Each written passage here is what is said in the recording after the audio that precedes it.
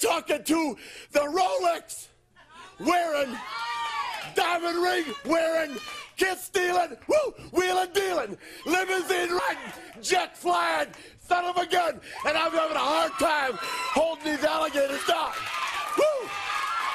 G5Jefftv, hit the subscribe button, hit the like button. Please share this video. Support your boy. Support good content at all times. Follow me on Instagram and Twitter at BoxWithG5Jefftv. That's BOXWIT G5Jefftv. And if you guys don't mind, hit that bell icon so you can be notified when I drop that heat. Now, watch the episode of The Gloves Is Off with Tony Bellew and David Haye in anticipation of their May 5th rematch. And I was really curious to see how this was going to play out.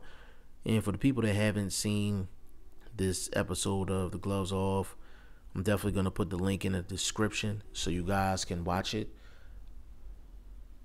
I thoroughly enjoyed this episode of The Gloves Are Off. It was a different vibe compared to the first fight, but you can still see a lot of tension between Tony Bellew and David Haye. Now, to start off the episode, they actually get into a back and forth about how their names are displayed in the promotion. So for the people that don't know, in boxing, the name that's mentioned first in a promotion is usually considered, quote unquote, the A side, the more notable person in the promotion. So in the first fight, it was David Haye versus Tony Bellew because David Haye was basically the bigger name, the bigger ticket. Now, since Tony Bellew has defeated David Haye, now the promotion is Tony Bellew versus David Haye. And you can tell within the first 2 minutes of that episode that David Haye was super annoyed with the fact that his name was mentioned second. Now, some fighters don't care about that. A lot of fans don't care about whose name is mentioned first, but to some fighters, it means a lot. It means a lot. I don't know if it's just a psychological thing or an ego thing or a power thing, but it is very important to some fighters. And you can tell that David Haye was fighting the emotions of essentially in this fight not being top billing. David Haye is used to being A side. He is used to being the top guy in his fights or his promotions. And for the first time in a long time, that wasn't the case in this scenario. Tony Bellew is the top guy in terms of name in this fight. His name is first on the promotion. And you can tell that David Haye was seriously annoyed with the fact that his name was number 2. Now, Tony Bellew is one of the best talkers in boxing. Hands down, gotta give it to him. One of the best trash talkers in boxing.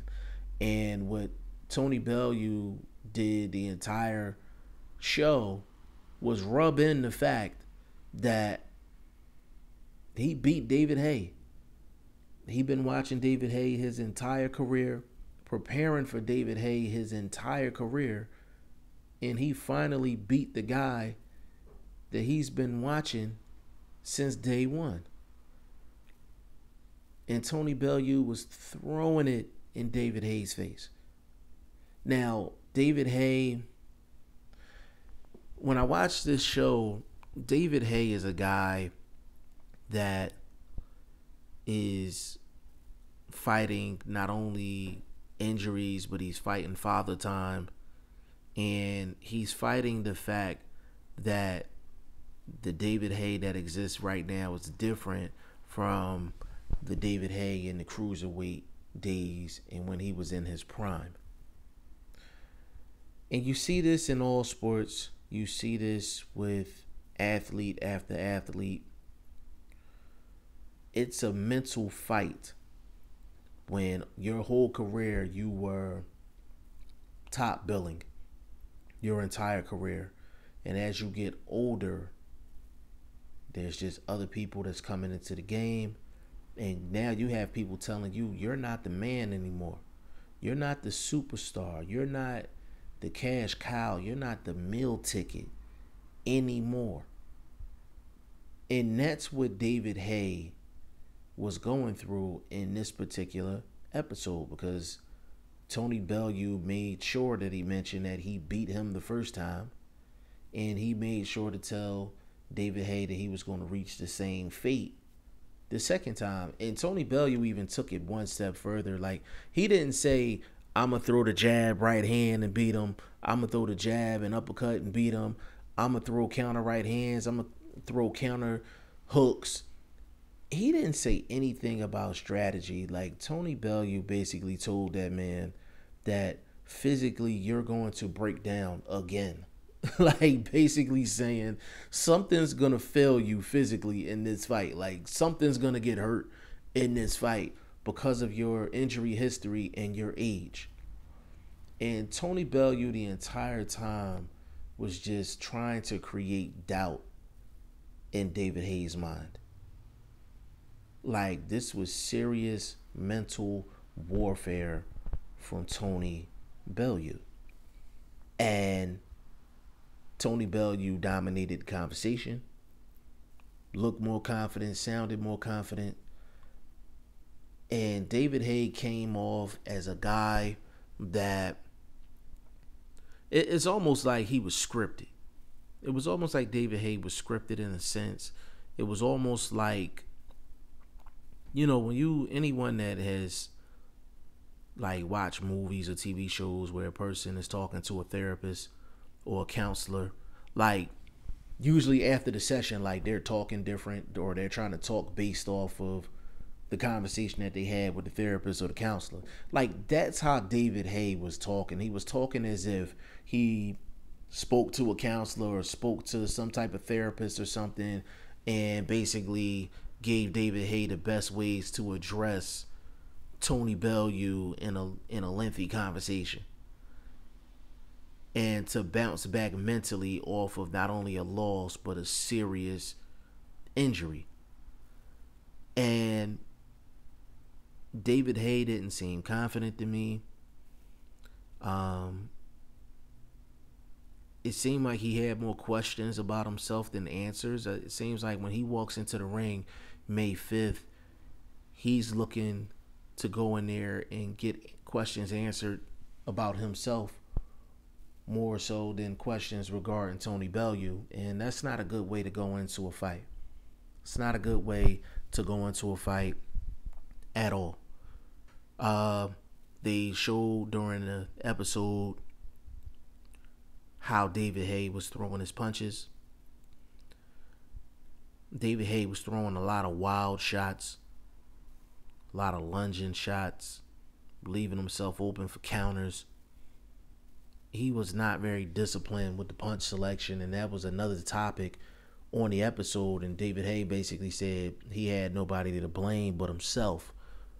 But I think he needs to blame his body, blame his physical well-being, blame his injuries, strictly because once David Haye started getting the injuries, he started changing his boxing style.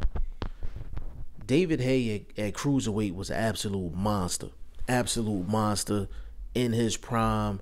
Like, skill-wise, he had the power, he had the speed, he had it all. But once he started having these injuries, he started trying to sit down on his shots. He's more lazy with the movement, and he's not as technically sound. He's not as disciplined as he was in his cruiserweight days.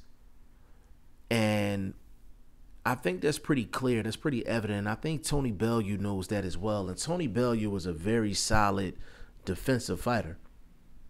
And he's come a long way from his light heavyweight days, because people don't even remember that Adonis Stevenson knocked out Tony Bellew. He knocked out Tony Bellew. So Tony Bellew has come a long way. He's defensively sound. he does a lot of little small things defensively, kind of like what Billy Joe Saunders does. That's impressive, especially for a heavyweight, for a guy his size, to have that type of upper body movement when it comes down to defense. Now, I think this episode of The Gloves was off.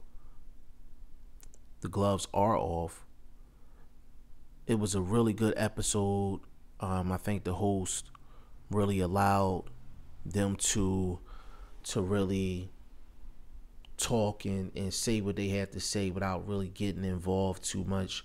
Because sometimes when you're interviewing someone, you tend to jump in a little too much when you just let the guys go. So I felt like he did a good job of that. Tony Bellew just looks like a really confident guy. And David Haye looks like a guy that is not 100% confident in his body. And will his body hold up? And because of his body, his boxing style has changed. So it seems like everything in terms of David Haye mentally depends on whether his body is going to hold up. And I think if his body holds up, David Haye would be more confident. But if his body doesn't hold up, then it's going to end up being the same result as the last time. But David Haye can't throw those wild, crazy hooks like he did the first fight.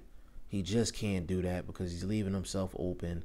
And, you know, at the time before the injury, I think David Haye was up on the scorecards, if I'm not mistaken.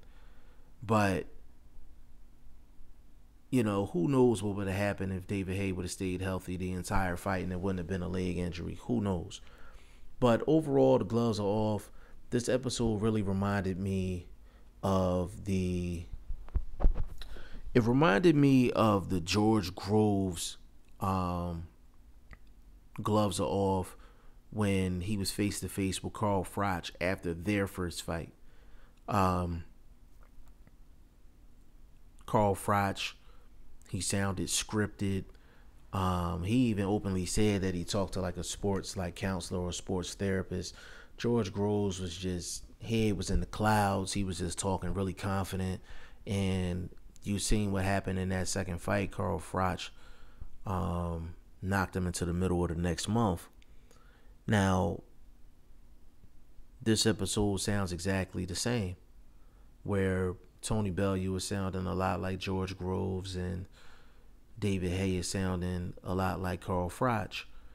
And we're going to find out on May 5th if David Haye is going to get his revenge or if Tony Bellew is going to prove that with or without injury that he's just a better fighter right now than David Haye. Now, y'all let me know what y'all think in the comment section about this episode of The Gloves Are Off. If you did not watch it, I will put a link in the description so you can watch it. And y'all let me know what y'all think. G5Jefftv, hit the subscribe button, hit the like button. Please share this video. Support your boy. Support good content at all times. I appreciate y'all. Peace.